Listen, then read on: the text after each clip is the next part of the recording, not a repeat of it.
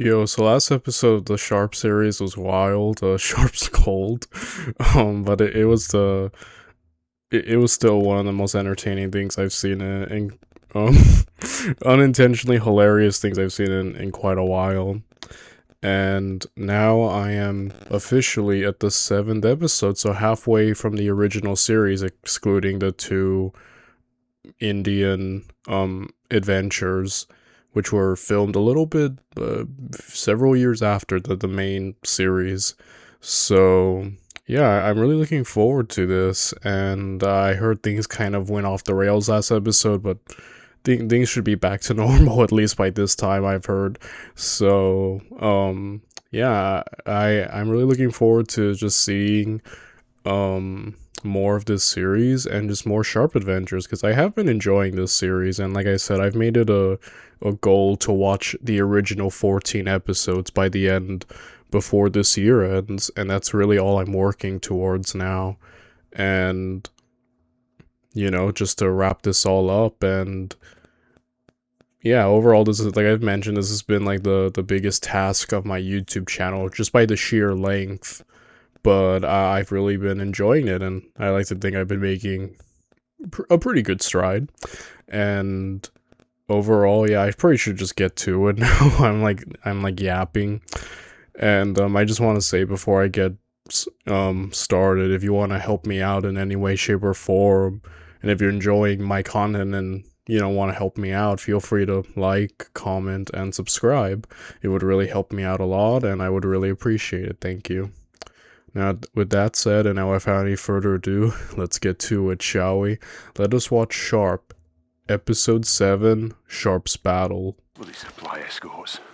Some soldiering. I should have come across the wagons by now. Spaniards.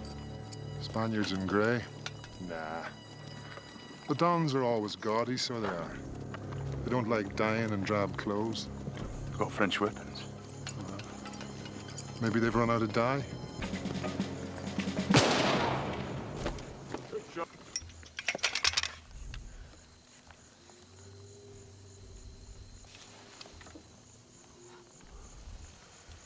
Wolf.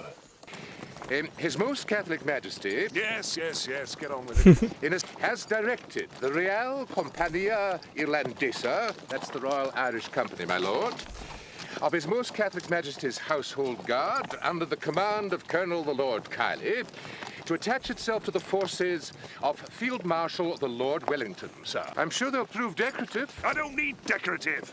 I need an extra battalion of trained foot with full equipment to throw against the French. Are they all Irish?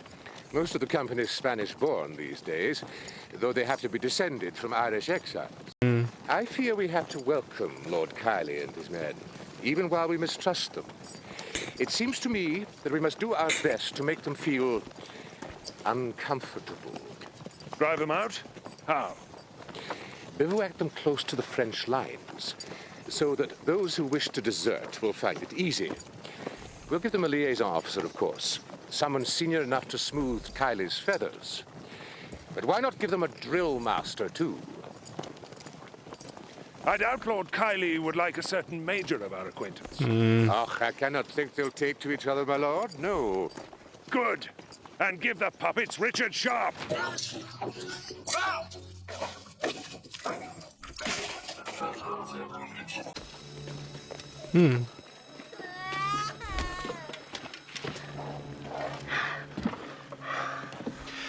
Who'd do such a thing? I am Brigadier General Guy Lou of His Imperial Majesty's Army. I don't take gifts from murderers. You have two of my men. Forget him. They are dead. They will be. Soon. Might I remind you, Major, of the rules of war? Killing babies and young children. Raping young girls. What you did here isn't war. The chief weapon of the guerrilla, Major, is horror.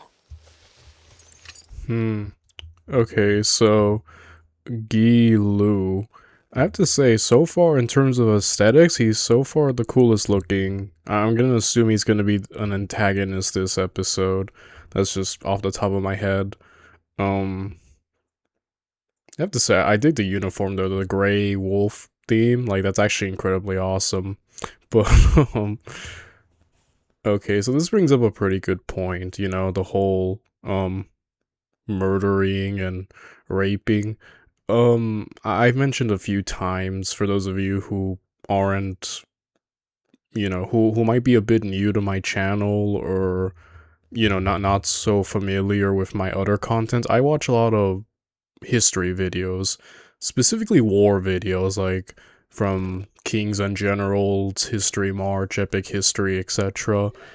I've seen a lot of, you know, learned about a lot of wars, and just like a lot of there's a lot of horrors in war that still haven't changed, you know, between people, a lot of innocent people, mind you, regular civilians and whatnot, often get killed, you know, women get raped, children, and it's been a thing in war forever. Like, even like older times, you know, you'll often hear a lot of these accounts of like sieges where soldiers broke in and then proceeded to, you know, rape and murder everyone and sell women and children into slavery. And, you know, it's something that's just always been around. Like, not this modern war, there's definitely rape and murder going around. So Sharpe's statement of, you know,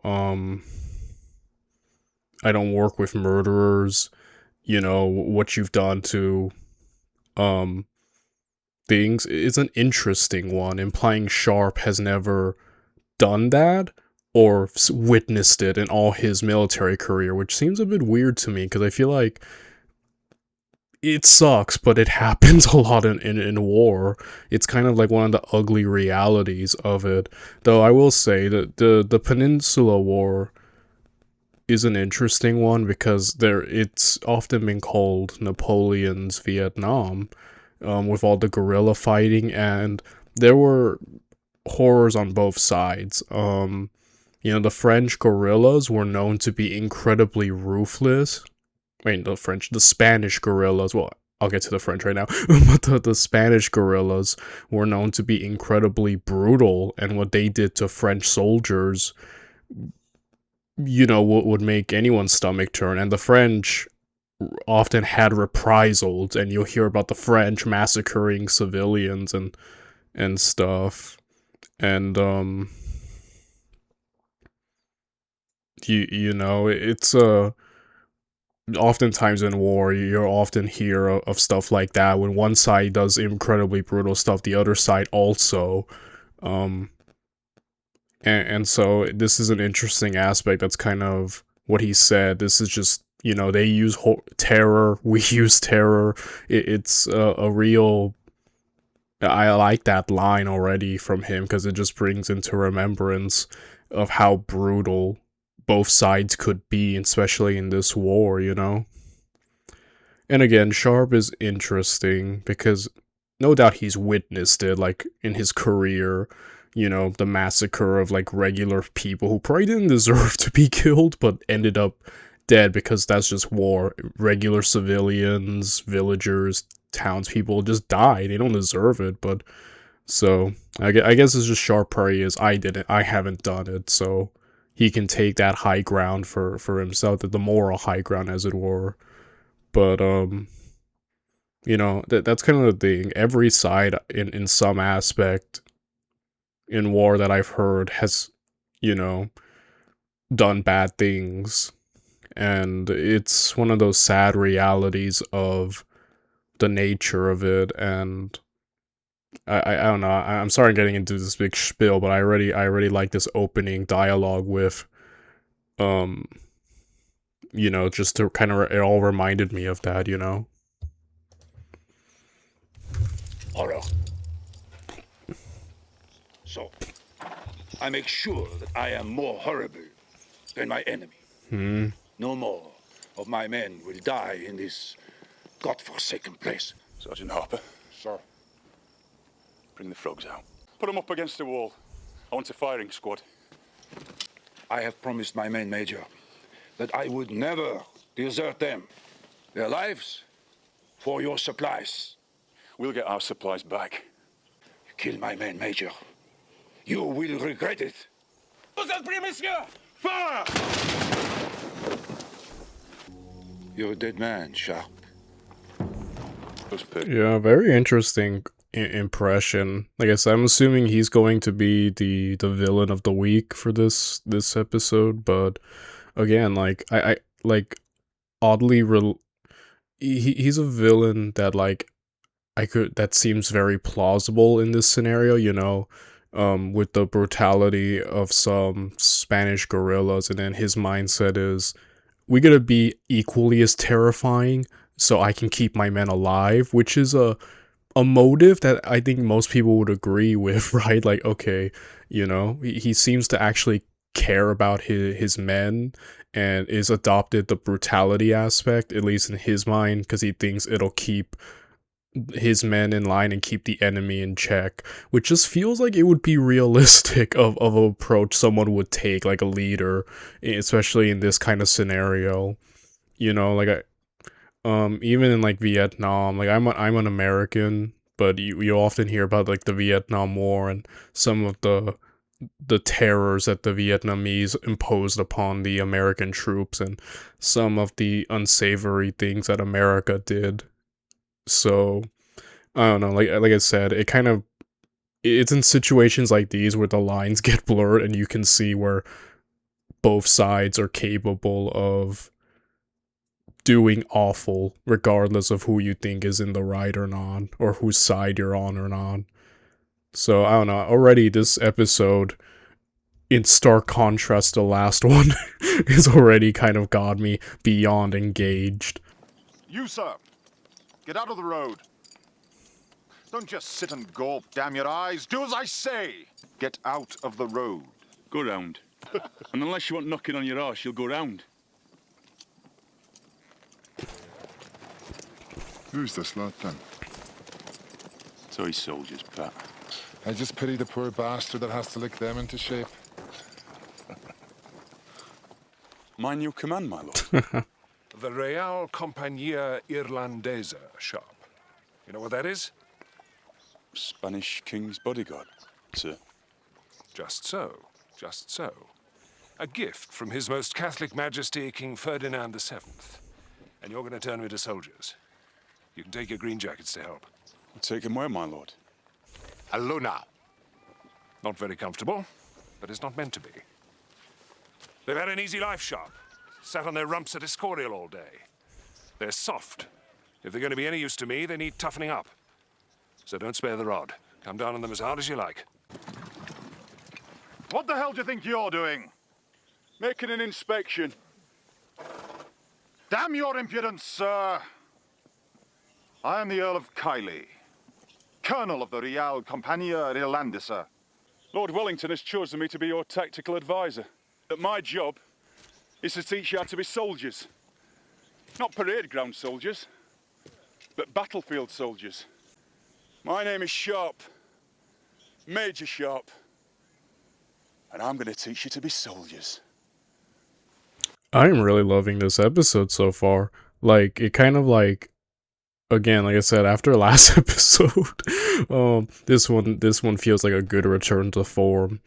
And obviously everything is being set up. So far the main theme is Sharpe having to work with the Spanish royal bodyguard that are descended from Irish people. Like that's an interesting situation there. But I do like the one thing Sharpe has always done really well is that kind of, is classism the right word to use?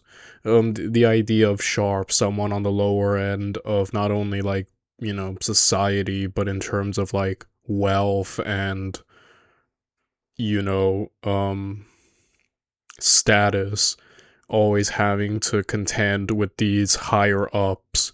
And it makes sense considering that the world that they live in, I feel like, well, I can't speak for every part of the world now, but you know, there's an idea now that especially here in America of individuals definitely, you know, rising up and like, you know, regardless of where you come from, you can rise high. But you know, back then, especially like pre-revolution and stuff. Like a lot of places and positions in the world were kind of really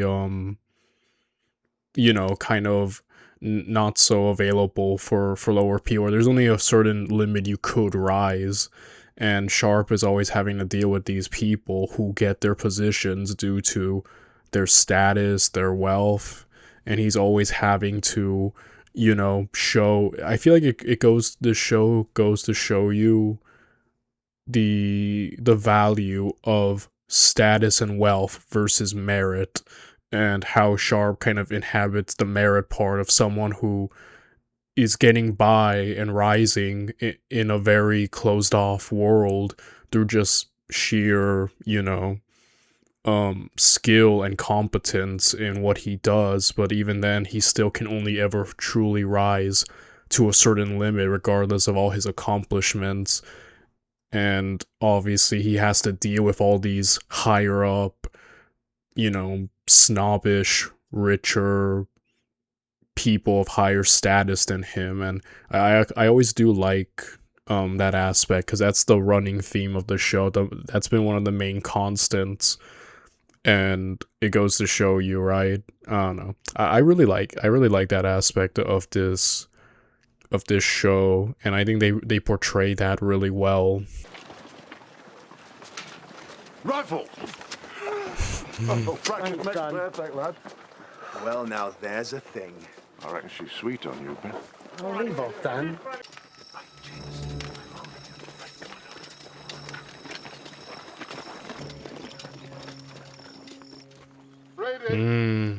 Desertion? Yeah, so I guess that previous scene must have been all the desertions, as these royal bodyguards are already established to not be battle tested in any way, shape, or form, kind of coming from a place of privilege and not really frontline soldiers. So now, I guess this is what Wellington wanted. He's like, alright, let's drive them off by scaring them. And I guess his gambit is working? Why were we put here, Major? Here, my lord. You know what I mean? So near to the border. It's a damned invitation for the men to run. Is that what Wellington wants? Yep. What do you want? I want to fight. What do you want of your men? Suicide? If necessary. You're mad, my lord. Would you call Roland's defense of Roncesvalles suicide? Did Leonidas' Spartans do nothing but throw away their lives? Sometimes a great name can come only from a grand gesture. No wonder your boys are deserting. I would too. Riders approaching! Trenches!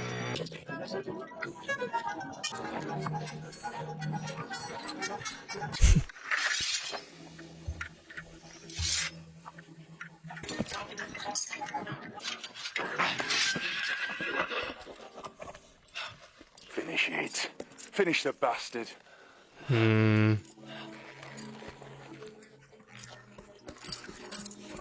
Interesting.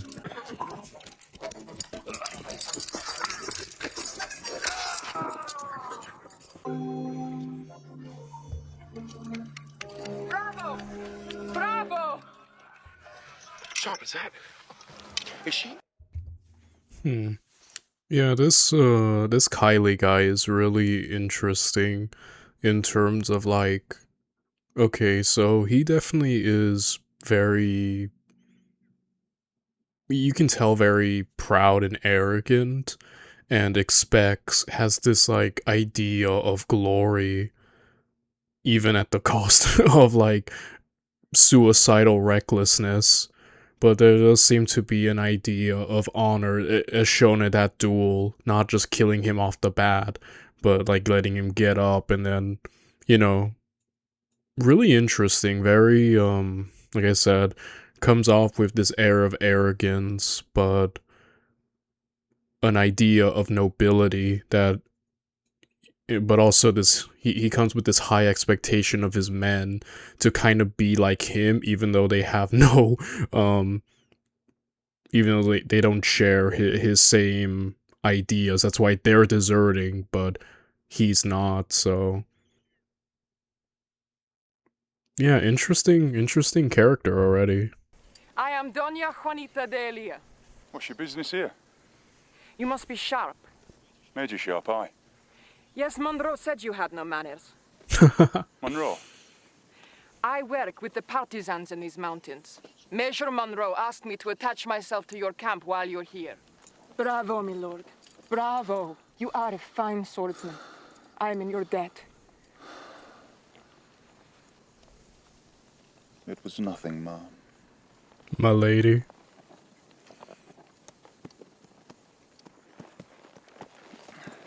Ben, you're unharmed.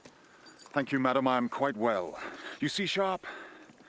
You see, a man can fight in the old ways. War doesn't have to be sordid. You know, there's this idea, I think it's been called the Gentleman's War. It's like an idea that war at one point was very much more civilized and everything was fine and dandy. And I like Kylie brings up this old way of thinking as if he subscribes to the idea of war being like the gentleman's war with honor and chivalry and, you know, conduct and like he seems to have like a fairy tale understanding of war, like a knight, you get me, like what we would think of a medieval knight. But I think Sharpe is the reality of war in terms of just like, you know, get it over with. It's ugly, it's, you know, dirty for lack of a better word. It's not like this pleasant thing, it's this brutal reality that you gotta kill or be killed to survive. And I feel like Kylie is trying to uphold the idealistic way that some people think war is war. Like I said, the idea of the gentleman's war, you know, where everything is so civilized. But I think after watching so many war videos, war was never civilized. Not in the medieval age, not in antiquity, not... I know modern day we have like the Geneva stuff, but war is still ugly to this day. It never stopped. There was never a time where war was, you know, this pleasant thing, or where everyone was honorable as all heck. Like, no, there have been ugliness, and people have done ugly things in every war ever, I think. And so I think Sharpe is that reality, and has seen it. Meanwhile, Kylie seems to live in... Like I said, I think that's the impression I'm getting. He seems to have this more idealistic, noble view of it, which... once he probably sees and witnesses more of the ugliness, might break that worldview. At least that's what I'm getting. That's like my speculation, or that's my amateur analysis.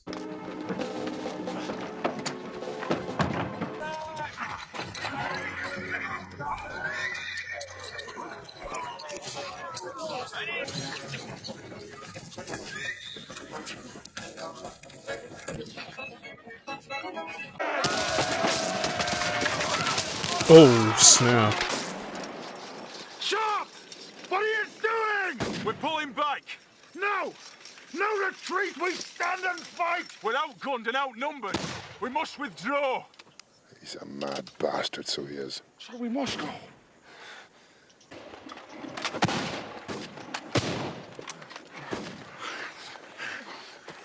Why don't they pursue? Because they don't have to. We had them. We should have stayed and fought. We had them. We had nothing. We got away with our lives, and we're grateful for that. Dang, holy crap. Look at him. Your brave Irish deserters. Shall I tell you what the rest of this army thinks of you? Including the Connaught Rangers and the Enniskillen Dragoons. They think you're soft. Well, they think you're all right for guarding a piss pot in a palace, but no good for a fight. You and I are going to go into battle. Real battle. And when we do, you're going to have to be good. There's a French bastard in these mountains called Loup. Or you can show him that there ain't a French regiment in the world can stand up to the Irish. It's your choice. I know Wellington doesn't want the Real Company here, else why should he have put us out here? What you said to the men about making them a regiment to be proud of. Oh, no, they were good words, Sharpe. Good words. That's what I want too, for every man jack of them. The decent lads. I know. And you can make them decent soldiers. So I kind of like that they're kind of getting along, because at the end, again, he has this idea of glory and fighting, and at least despite his inexperience, what separates him from the rest of the royal company is that Kylie actually seems to want to actually fight and even is willing to die, unlike his soldiers. So that's probably the only that's the main thing that separates him. And again, Sharpe has proven that yeah, they're of the same mind in regards to wanting to train the royal company to actually be decent at fighting, and you know, be soldiers who people can actually respect. So I guess that's kind of that seems to be getting them along, which is really cool. Again, a lot of with these higher ups that Sharpe deals with is that they're very arrogant, and you know, they look down on Sharpe because he's not higher up or whatnot, and usually Sharpe has to just deal with it. But Kylie is unique in a sense that, you know, he finds respect, at least in what Sharpe is trying to do, and seems willing to work with him now. So I guess that makes him pretty different. And yeah, overall, I'm getting a vibe from Kylie that, you know, I'm interested in seeing where his character goes. Forgive me.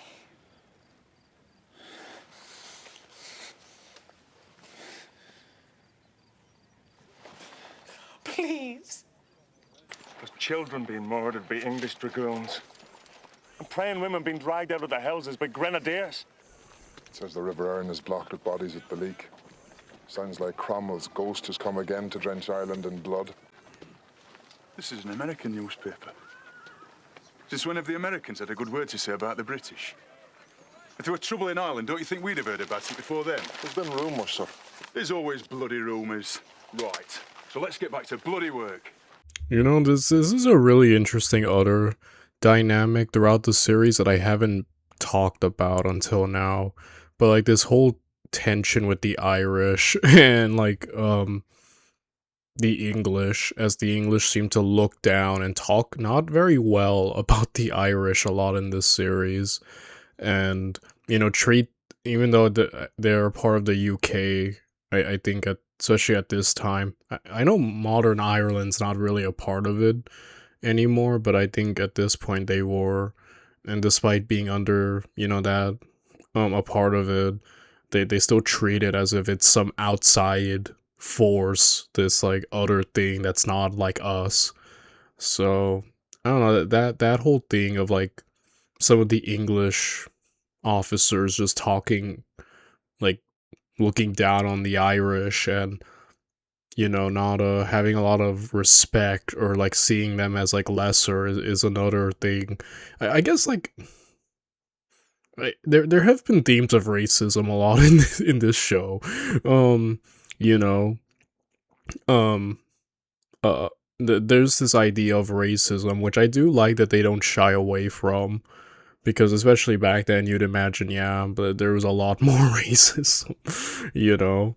Not to say there isn't nowadays, but especially back then, right? So I do like that that's kind of like a theme that they keep addressing, and not shying away from, because it is something that, you know, seems to have existed, and I guess they just have to kind of like, it keeps popping up. No one tries to do anything about it. It just exists, and everyone is kind of like, yeah, we kind of, that's just the world. So.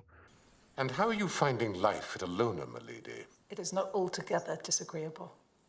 I'm surprised you bring her out here, Kylie. I mean, the field's no place for a lady, eh, Sharpe? No. I did suggest to her that she remain in Madrid, but she would not. Other wives follow their husbands into the field.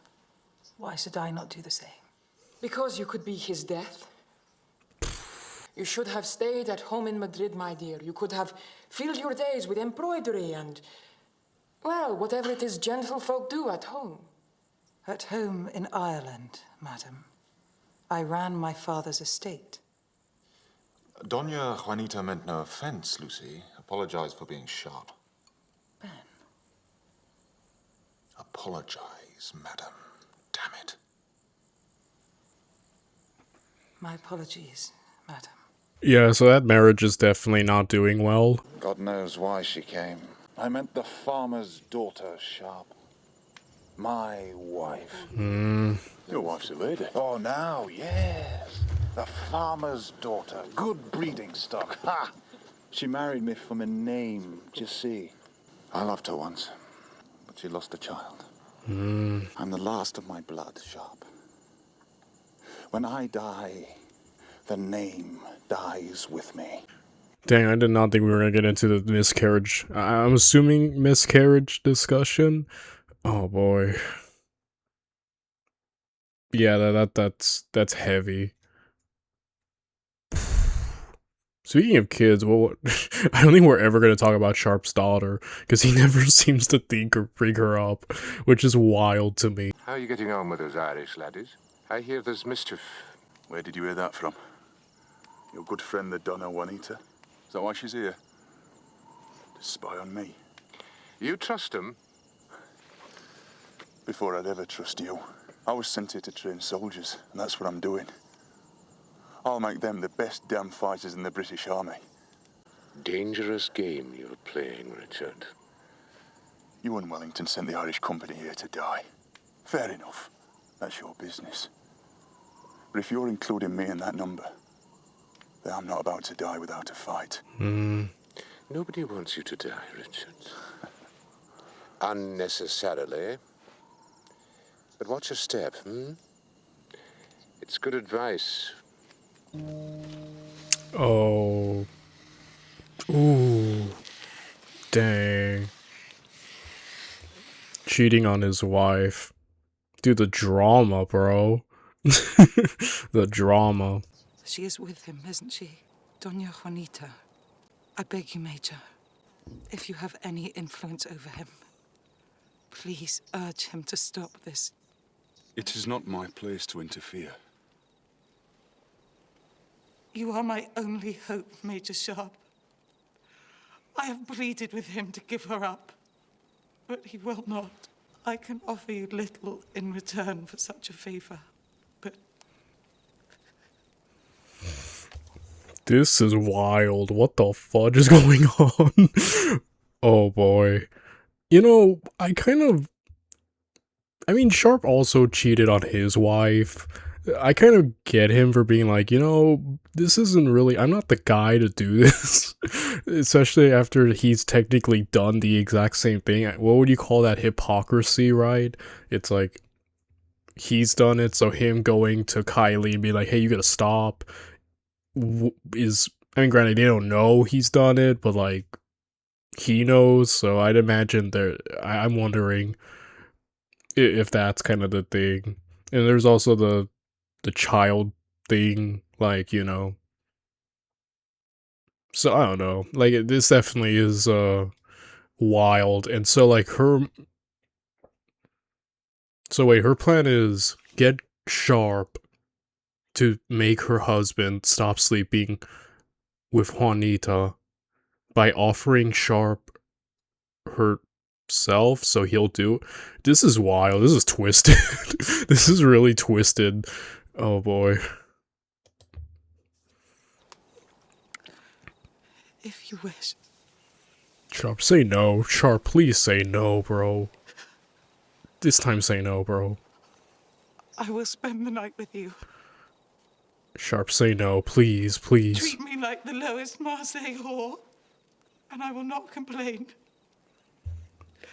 Dude, I am praying Sharpe says no for once. Just for once, because this one's awkward. This one's not like the others. It's weird. Like, the situation is so toxic. Oh god, Sharpe, please say no. Please. I implore you. Intercede on my behalf with Ben. Oh, thank God. You're another man's wife. I will do what I can, when I can. Dude, now that's what we call character development. Good job, Sharpe. Good job. Like, maybe he's learned, because again, I think he's done it. He cheated. We never really addressed it because Teresa died immediately after, but like I was speculating in that episode, like he's gonna be feeling guilt, right? Because of what he did. And then like after Teresa's death, he's had a few flings with other women, but again, these women were for the most part single. So, you know, you could say he all fine, you know, his wife's dead and these are single women, so it is what it is. But I like that, you know, here, this shows great character development. I think, like, back to the whole cheating on Teresa thing, probably, I'd imagine, I'm probably projecting, I don't know, but I'm imagining he must feel a little guilt over it, and he's like, I don't want to be a part of that, I don't want to cheat on someone ever again, or be a part of it, so, you know, this is good, because usually every woman who just, you know, goes to him, he usually is like, alright, I'll do it, though this one was, like, weird in terms of, I don't think she was, like, doing it because she, like, liked him per se, but more out of desperation for his help, so, yeah, the mood was definitely not like the others. Either way, I'm proud of you, Sharpie, old boy. He's out there, waiting for his moment. Well, let him come, eh? We're armed and ready for him now. I don't know about ready. Then make us ready, Sharpe. Make us ready. Oh, God. What the hell does she think she's doing? Being a good wife. I don't see the Donna we need to get in hands dirty, do you? Wait for the word! Fire! Reload! Watch Harrison Perkins! Front rank, make ready! Right! Prime, fire! Well, not bad. For Irishmen. Oh, wow. Right, Perkins, lad, don't eat, eh? Nice, sir. Ramona. I felt a little faint. Are you ill, milady? No, it was just for a minute.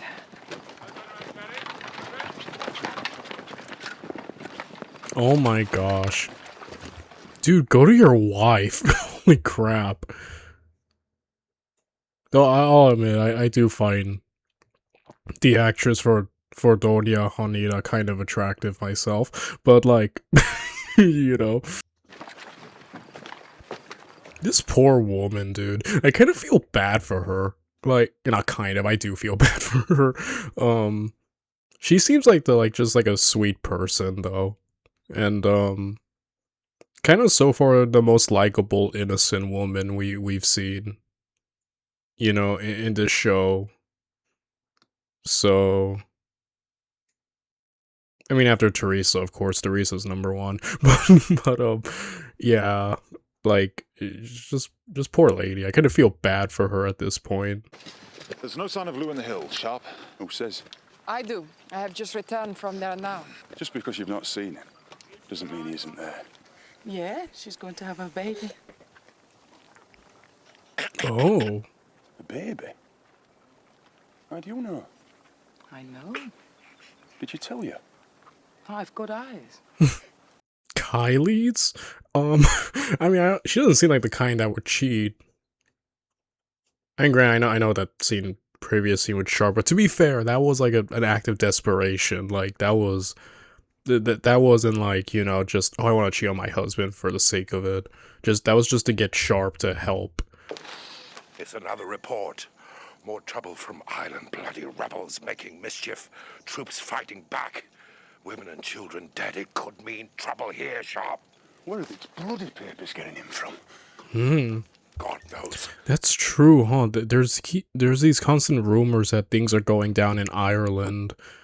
I guess rebelling, and they keep making it here, considering Sharpe is surrounded by Irishmen right now.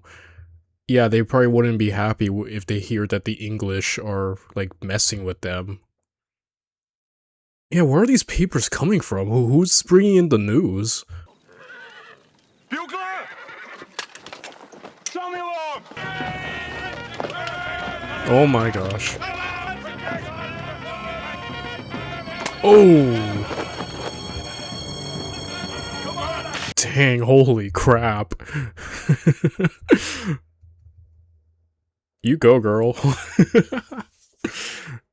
Dang, are we gonna have like a fight scene between these two? I feel like at this point that's where it has to go, right? Like a fight scene. Oh boy, well this is worrying. Like I said, I do respect her for showing up to this place, but it is so dangerous. Like I'm kind of worried for her because she's like a fainting pregnant lady. That's like, oh, that's dangerous. And I really like her. Like I feel bad for her, bro. I don't want anything bad to happen to this to Lady Kylie. I guess I know Kylie's like the title they use. So either way, I hope nothing happens to her.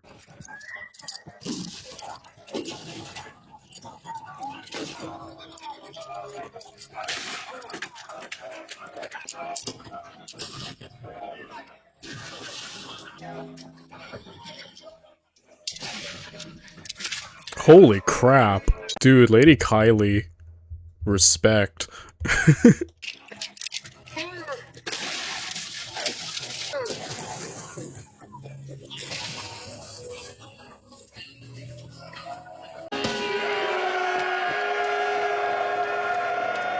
You gotta give it a Sharpe's training, definitely turning the royal bodyguard into a fighting force, and they're being battle tested, so... Yeah, I kinda do like that, like, Wellington set this all up to get rid of them. He was like, I don't care about these people. And Sharpe is like, nah, if I'm on the job, I'm gonna make them into good soldiers. You know, that's just soldiering, dude. And I respect that, honestly. Harkins, shift your arse. There's work to be done. If we march tonight, we can move on Loop at dawn. Very well. My lord, will you insult me even now? Go back to your quarters, madam. I am carrying your child. What? Are you so taken with jealousy that you must come up with this nonsense? My goodness. You know, I was kind of like digging Kylie for a second. I was like, alright, he's not so bad. But then like this, he's taking it even further with this. It's like, dang, what a, like, you know, definitely my feelings towards him are like up and down, you know? Ask Ramona. Your wife has been having fainting fits since she arrived here. Is it true, Lucy? I did not tell you before, for fear I might be wrong. Major Sharpe, you will have my wife escorted back to Passagers. I want to stay with you. Do not argue with me, Lucy. You must go home today. Damn it, I will not lose another child. Yeah, that's fair though. Like, this ain't a place for her, man. You know, I'm like worried for Lucy, so, yeah, probably that's like the most sensible thing to do. Just make sure she's safe in a way. Especially since she has a kid. Like, dude, you don't want a pregnant lady around. Like, you know, that's just too dangerous.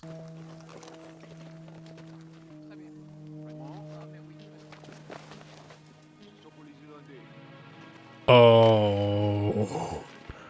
Oh, snap. Absolutely. Holy crap. That's... Oh... Holy plot twist, Batman. Okay. That makes sense. I was thinking, like, Doña Juanita, I was like, I know she explained why she was there, allegedly, but I was like, well, like, she didn't seem to be contributing much. That makes sense, though. She's a mole. She's a spy. She's the one who's been sending in the papers, trying to create dissent among the troops, the Irish, to want to hate the English. Oh, wow. Dang, even I didn't see it because I was also admiring her beauty. Gosh darn it. And I was thinking about the uniform. I think it just looks really nice. Like again, like a woman in a uniform that just looked amazing. But even I was blinded by her. Dang.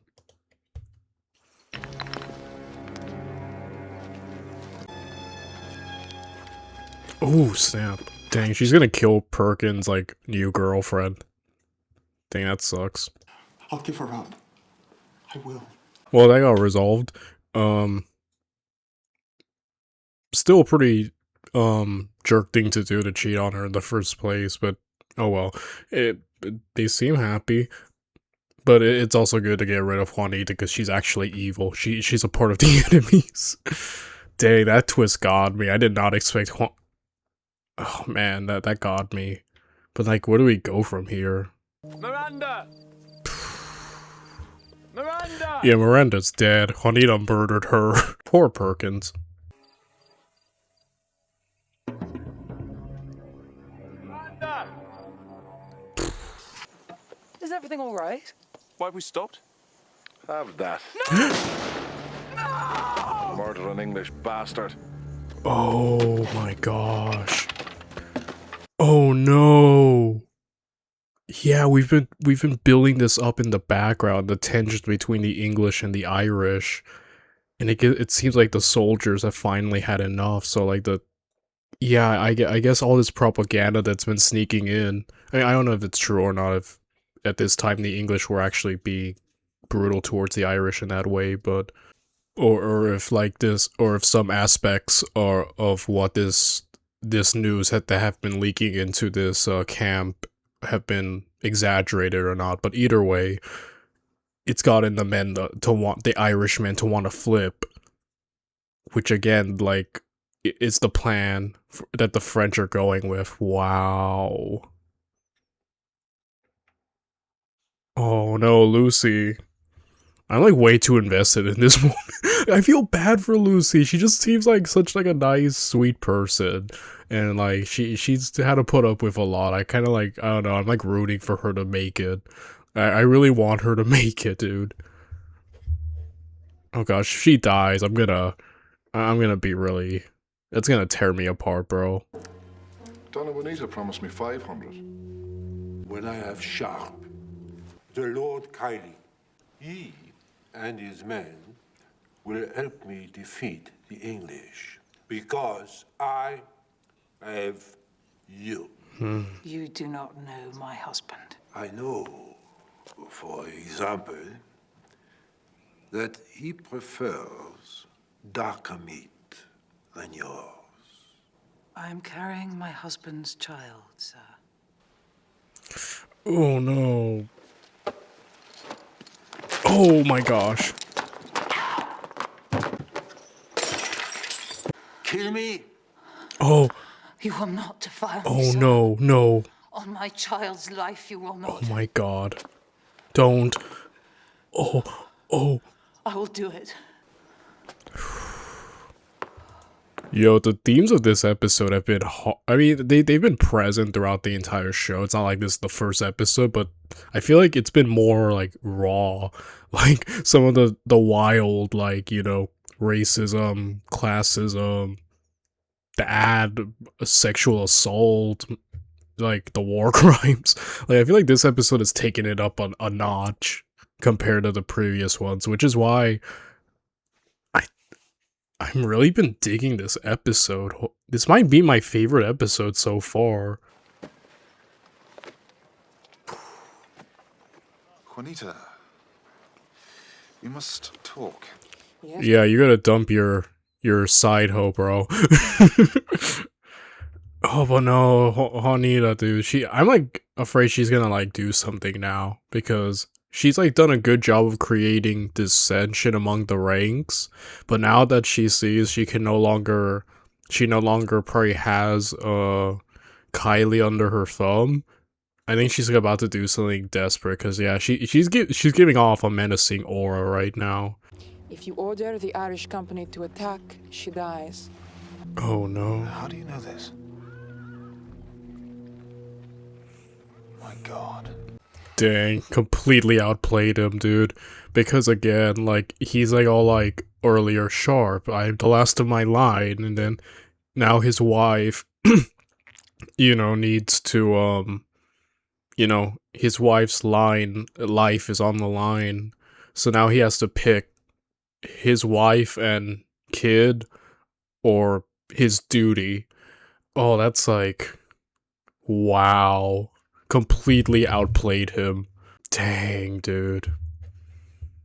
I do not envy the choice he has to make. Like, what do you do in that situation? Like, either way, like, you're gonna lose. I mean, granted, I think most people would probably just choose their wife and kid, which is fair, you know, that's fair, you know, and I wouldn't even blame him for that, but again, it's like... Bastards knew we were coming. What's going on? We're waiting. What for? My men have been cut to ribbons at the back gate and you bastards are sat on your arses. We're surrendering to Lou. What? We're damned if we're gonna fight for a side that's been slaughtering our families back home. We've all read the papers. You turncoat bastard. Dang. The thing is Sharpe doesn't realize what's going on. Sharpe is like in the dark about literally everything. He doesn't have any understanding, which is gonna definitely escalate the tension because he doesn't realize that the French have played them and like made them turn on each other. He doesn't understand that Kylie's wife and kid are like, dang, dude. I don't know, how does Sharpe fix all of this? I like how does he fix this? It feels like he'll find a way, probably, maybe, but like this is a really bad situation that he's found himself in.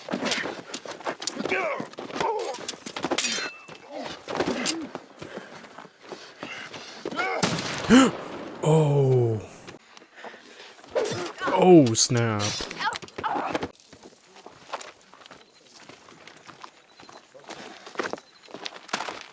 Jesus. Okay. Reveal that Juanita was the one spreading the news of what was going on. Holy crap. It's all here. Whoa. Oh, wait. Was that one of the... Oh my gosh. That Harris. He just got is he dead?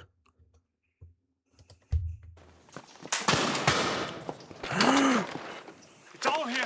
Terrible massacre gone. What's the date on them, Donahue? 11, sir. And what's the date today? The 12th.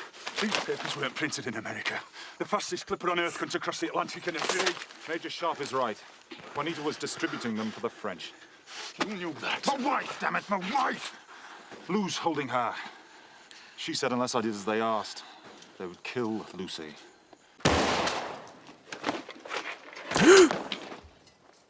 No! They're not dead, are they? Hagman too? No way. Yo, if this episode murders 2 of them, that's insane. But dang, this episode is taking things up a notch. This might be my favorite episode so far, guys. Because they are pushing it. Come on! Oh. Oh my gosh. Whoa. Oh my gosh, that worried me. I was like, dang, dude. If they had died, holy crap, I would have been... That got me. Bravo. Quick inside. No! Oh! No! Rifles to me! Oh my gosh. Okay, is Perkins... Okay, you faked me out twice. You faked me out twice, Sharpe. You can't do this to me. Oh my gosh. This is too much for me. I'm overstimulated. Oh, Perkins.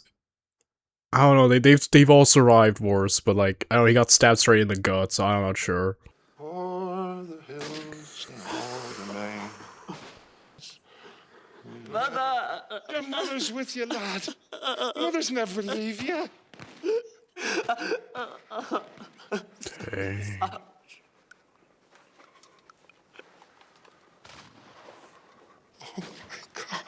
Oh my, yeah, oh my god. Wow. Oh, that was tragic. Holy crap. Sergeant Harper. I've no quarrel with a fellow Irishman. Oh, look. This one's for Perkins. This one's for Ireland. And this one's for me. I'm happy Harper got his one-on-one moment right there. Yeah, this is definitely my favorite episode. This is it. At least for now, because we still have like 7 more to go.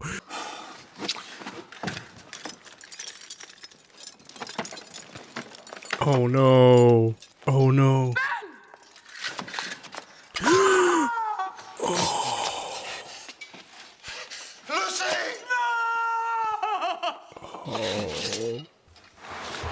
Dang. You know, Kylie was a great character. I really liked Kylie's character. It was like all over. I mean, not all over the place, but like, you know, like he had definitely a lot of layers, a lot bad qualities, some good qualities. Like he was really multifaceted, not just one dimensional. And overall, like a character who made me at times really kind of like, okay, I think this guy's cool, and other times like, oh, this guy kind of like, yeah, he sucks. But you know, oh, but man, like, he was a he was a definitely one of, I found a really interesting character. And now, oh, what a tragic death. Poor Lucy, man. I feel bad for her too. I just hope she makes it now, because God, I don't want Lucy to die. This poor woman's been through too much.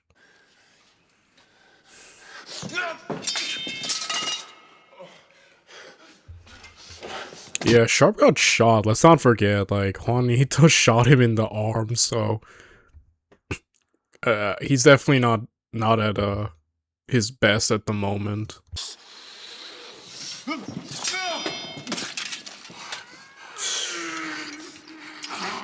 Nice for you die hard, you bastard.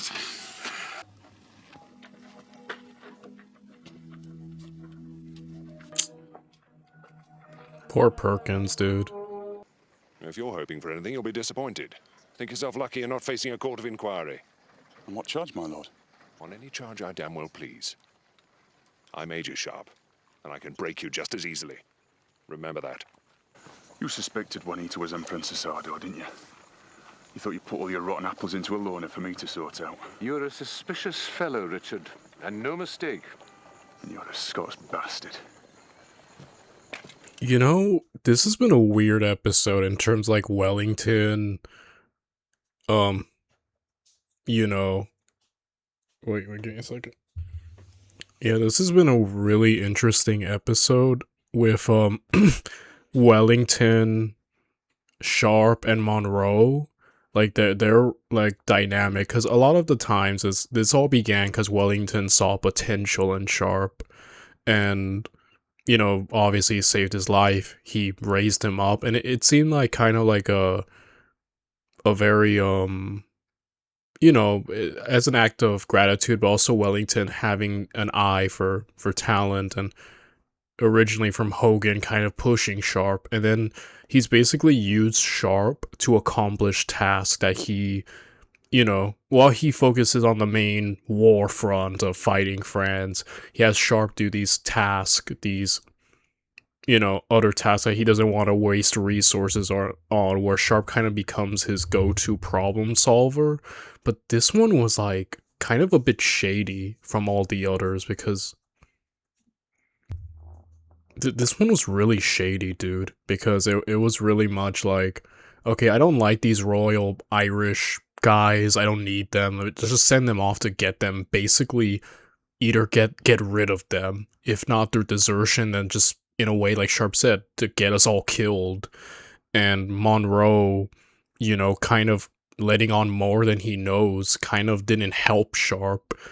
And kind of like, yeah, like Sharpe, I mean, obviously Sharpe, the jobs Wellington sends him on are meant to kind of always be dangerous. But like, you know, this one came across like the height, like he stacked the odds that he almost didn't want Sharpe to win. Like him and Monroe didn't want Sharpe to be as successful as he was. So definitely like a weird like souring of this relationship, like really shady on Wellington and Monroe's part in this episode. Definitely they weren't probably them at their most unlikable so far, because again, Wellington's kind of been the voice of reason a lot, and I know his spies from Hogan to Monroe to the other guy, Nairn, are kind of always shady because they're spies, and they kind of, you know, sometimes you get the impression that they like Sharpe, and then other times you get like, do they really care all that much? You get me? But this one definitely pushed it to where I'm like, I don't know, man, like they wanted a failure for everyone to fall, because again, that was this whole thing. They just happened to send Sharpe there too. Like they wanted him to fail, like that earlier scene between Monroe and Sharpe where he's like, you've sent us all here to die, and you know, like I'm not gonna do that. So like Sharpe's not an idiot. I think he realizes exactly what they were doing. I don't know, it's just like this episode, like Wellington and Monroe definitely came across as very shady. Probably so far they're least likable, and definitely did not help out Sharpe, and you kind of question how much they really care about this guy. Probably not. I don't know. Maybe it's just a this episode thing, but like this one was pushing it. You get me? I'm probably not articulating it well enough, but it was it was a weird relationship, this one. He loved you full well, my lady. And I cannot blame him for that. Goodbye, Richard. This is one of the few episodes where Sharpe has not slept with a woman. That's like that's pretty huge. Yeah, no romance for him this time. That's a very different change of pace. I'm happy Lucy survived. She was like probably one of the most likable newer characters introduced, and I'm glad she gets to, you know, leave happily. Well, I mean, her husband's dead, but you know, like she gets to have a kid, and you know that continues. So a bittersweet ending, I think it's the appropriate term.